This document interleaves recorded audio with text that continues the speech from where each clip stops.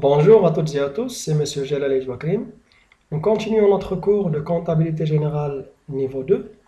On est à la troisième vidéo et nous avons déjà vu comment on fait la comptabilisation de la TVA au niveau des ventes et au niveau des achats.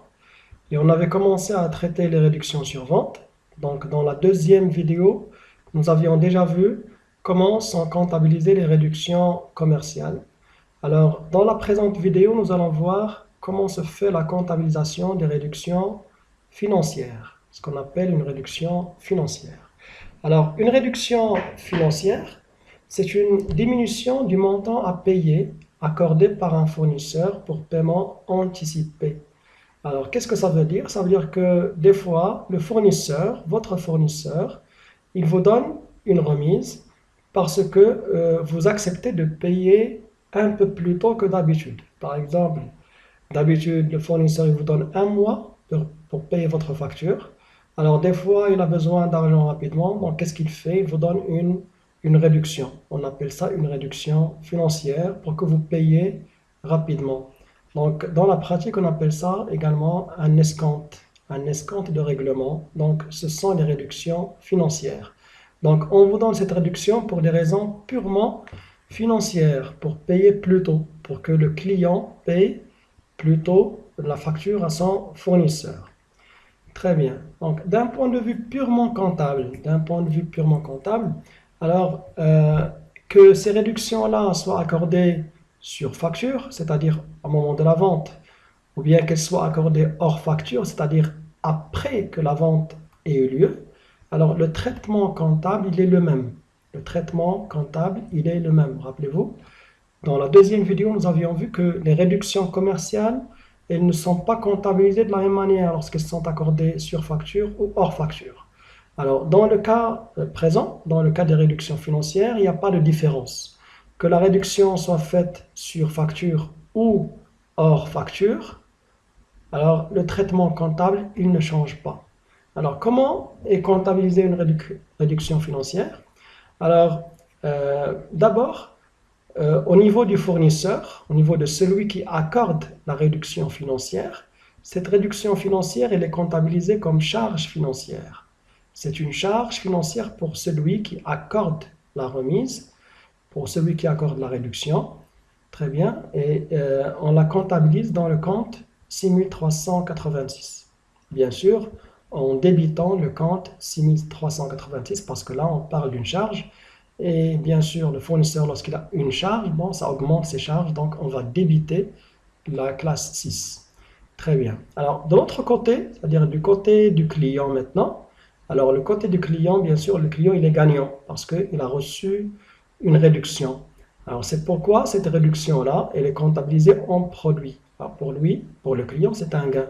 Donc, c'est un produit financier pour le client. Et les produits, c'est la classe 7. Alors, produit financier, c'est bien sûr 7,3. OK?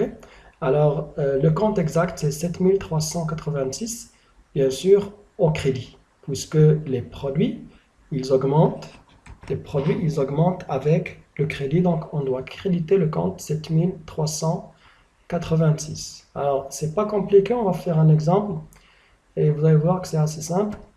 Donc, un exemple, on a ici une société, la société Matisse.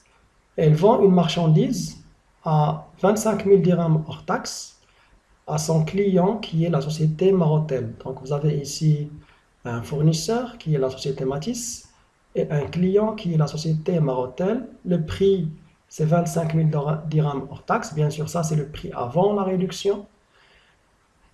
Et le taux de la TVA, on vous dit, c'est 20%. Donc, on va toujours supposer que le taux de la TVA, il est de 20%. Alors, le fournisseur, qui est la société Matisse, alors il accorde à son client une réduction financière, un escompte. On a appelé ça un escompte.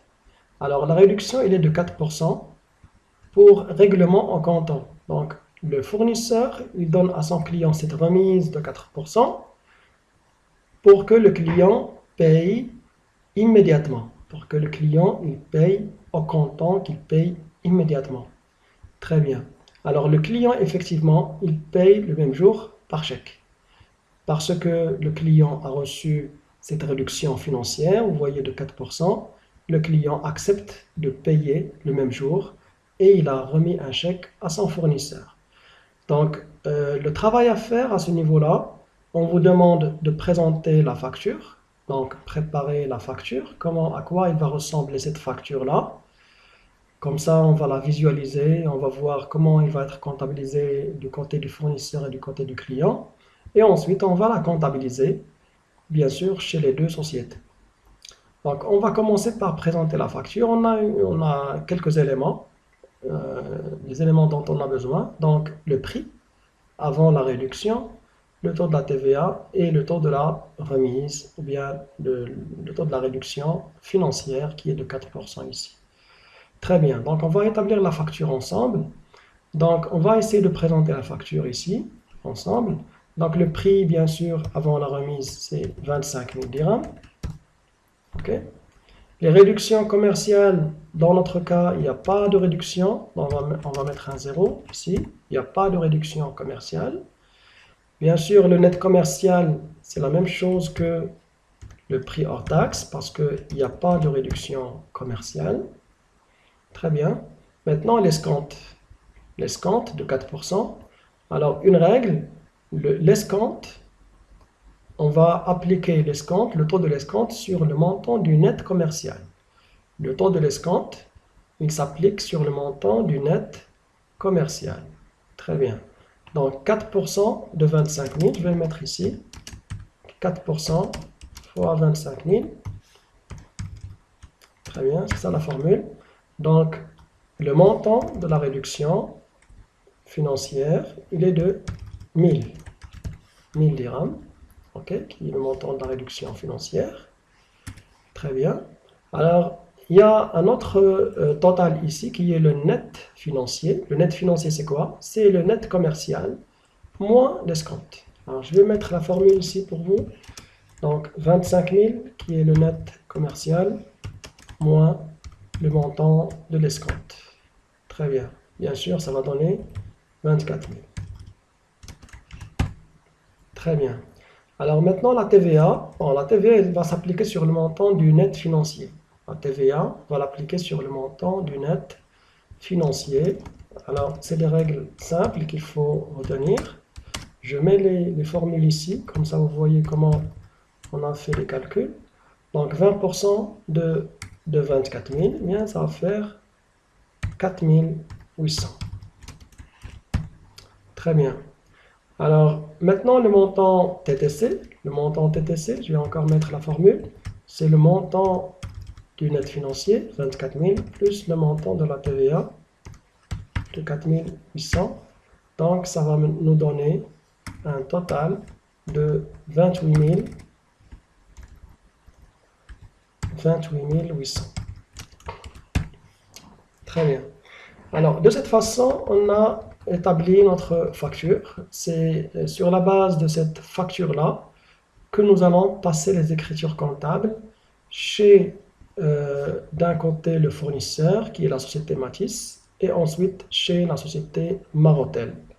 Donc, on va faire les écritures comptables ensemble. Donc, on va d'abord commencer par le côté du fournisseur. Donc, on va faire les écritures comptables ici. C'est juste les calculs. Donc, chez le fournisseur, chez la société Matisse, fournisseur. Très bien. Donc, chez la société Matisse, là, il y a une vente. OK? Il y a une vente. Donc, il y a chez Matisse, Matisse, elle a fait la vente.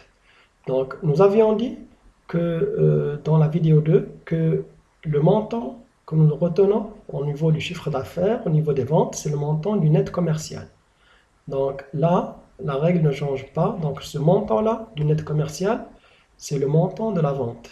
Le montant de la vente, c'est le montant du net commercial hors taxe. Donc c'est une vente. Donc pour la société Matisse, c'est un chiffre d'affaires. Donc on va créditer le compte 7111.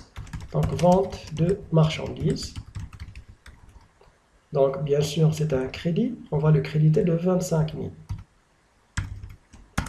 Alors bien sûr, euh, pour maîtriser les débits et les crédits, il faut toujours utiliser ce tableau-là qui vous indique que signifie le débit et le crédit à chaque fois. Ok. Par exemple, dans notre cas, pour nous, c'est un chiffre d'affaires. Le chiffre d'affaires, il a augmenté. C'est encore une vente. Ok. C'est une vente, une nouvelle vente, donc une augmentation des ventes. Bien, ça va être un crédit de la classe 7. Ok.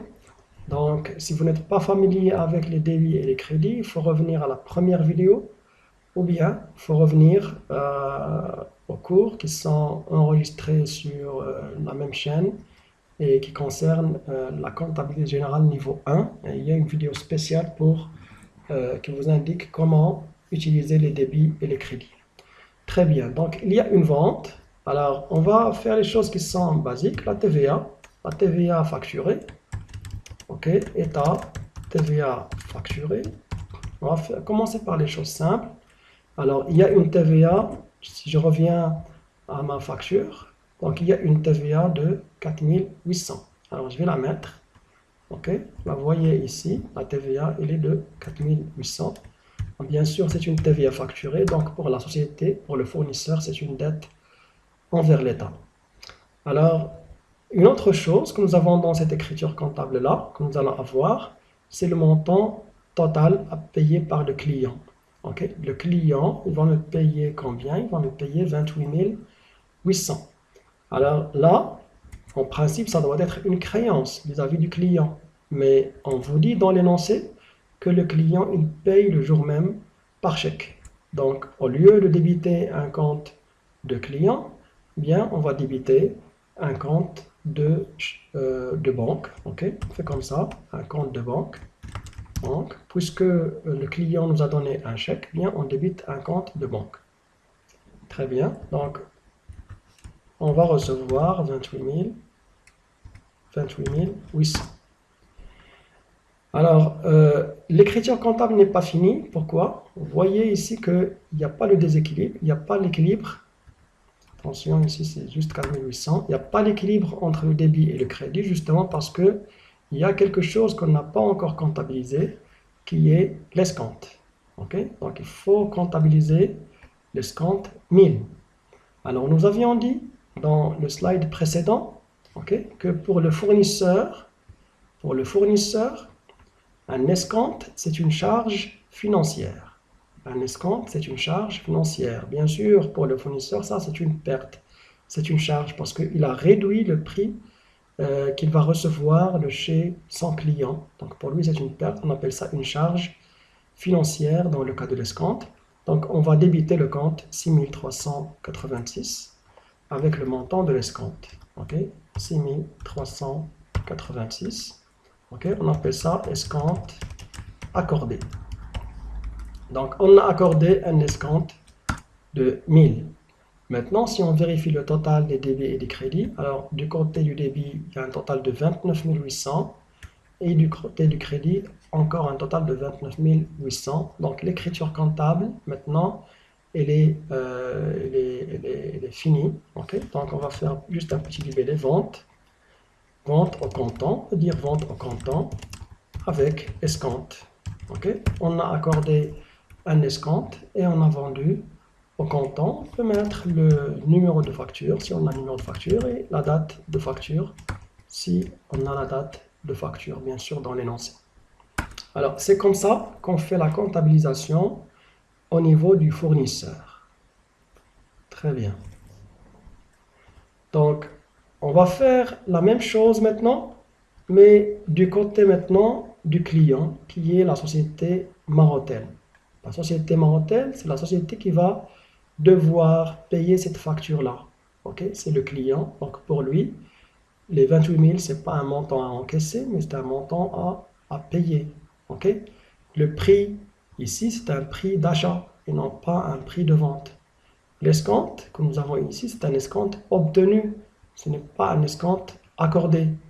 La TVA, ce n'est pas une TVA facturée maintenant. Ça devient une TVA récupérable. Très bien. Donc, on va refaire la même chose, mais au niveau maintenant du client, la société Marotel. Alors, chez la société Marotel qui est client, je vais changer. Non, c'est le client. Si on doit faire maintenant la comptabilité du client, ok, du côté du client, ok. Bien sûr, la société client, elle a sa propre comptabilité. Alors, on va voir l'écriture comptable qui va passer chez elle. Donc, on va supposer là encore que, comme on a fait depuis la première vidéo, qu'au niveau de Marotel, c'est un achat de marchandises. Vous n'avez pas d'indication, mais on va supposer que c'est un achat de marchandises chez la société Marotel. Donc, puisque la société Marotel a fait un achat de marchandises, cette opération-là, on a montré dans la première vidéo. Donc, achat de marchandises, c'est le compte 6111. Achat de marchandises. Achat de marchandises, c'est le compte 6111. OK?